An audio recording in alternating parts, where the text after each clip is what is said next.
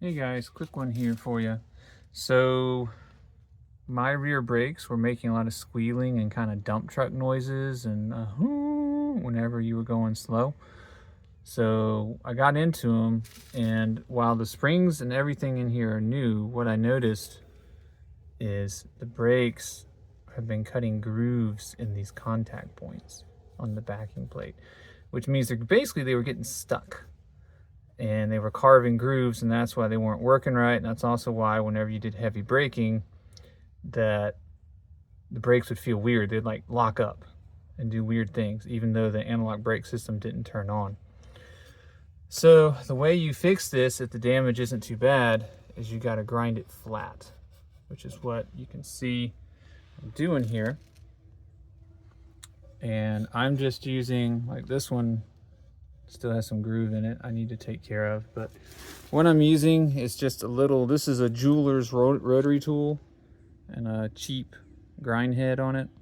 I mean, it eats this grind head alive, but it's working. So I'm gonna do that, and once you can run your finger over it and you don't feel a groove there anymore, you're pretty good, because the idea is we want to make sure that the brake shoes don't catch.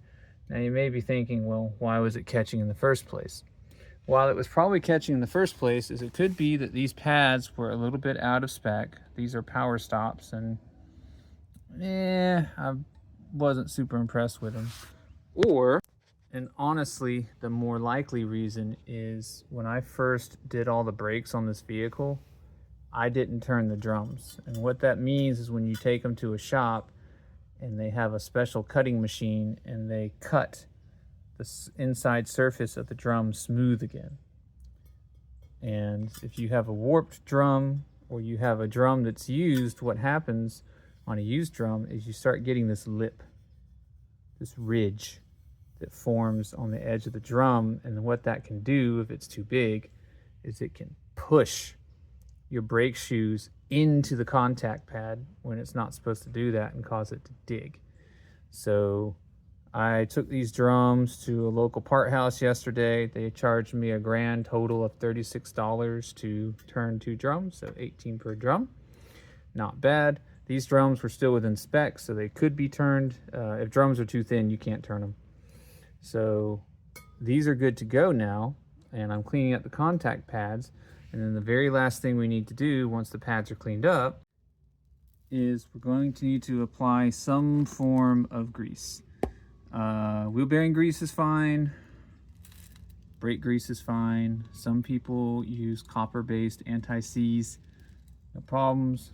But no matter what you use, you need to put a small dab on each of these contact plates. And that ensures that this won't happen again.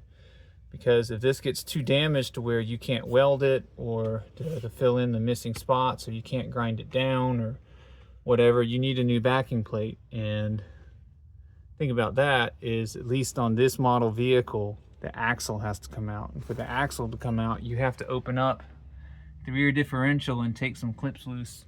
So it becomes kind of miserable. So learn from my mistake here. Don't neglect turning your drums. If you've got drums that got some wear on them, even if they look okay, take them to the shop, get them turned, or put new drums on, so that this doesn't wind up biting you in the butt and consuming half of your day to fix it right.